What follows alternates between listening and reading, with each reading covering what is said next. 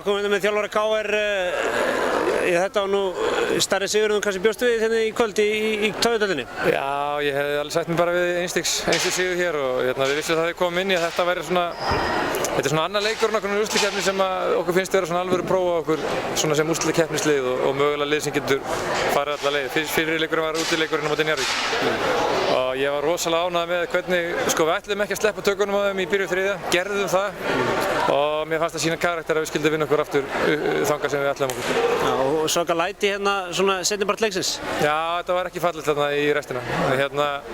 Ég held ég verði bara að taka það mér að vissu leyti. Ég var að reyna að skipta byrjunarliðinu mínu út af og það virtist allt verða voðalega mikið læti í kringum Pavel þegar hann var að taka boltan upp og í kringum Markus frá boltanum þegar bolti var einhvers staðar hérna komið langt í miðju og þú veist, ég ætla ekki að standa hérna og kalla á titliði fyrir að vera eitthvað að þrjóta.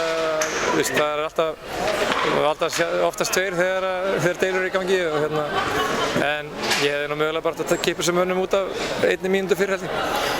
Nú leikur 3 í Vesturbænum á föstudaginn og verður það blóði, sviti og tár og hatur barátta?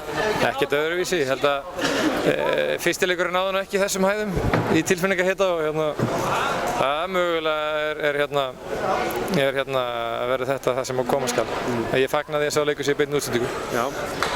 Þið núna komin í kjörstöðu 2-0 yfir Keflavík eina lið íslensku körfubolta sem hefur komið tilbaka til 2-0. Þú ætlar ekki að láta það gerast væntanlega? Nei, við ætlum ekki að láta það gerast en við þurfum að hafa fyrir þessu. Þetta er stórkostlegt lið með alveg einstaka sigurhefð og innan raða þarna eru leikmenn sem hafa einmitt skrifað söguna og þeir kunna þetta, þeir þekkja alveg hvernig það er að vera með baki upp að veggnum og þeir koma alveg með allt í gangi hérna á föstudaginn. Við þurfum að mæta vel tilbúnir í þann leik.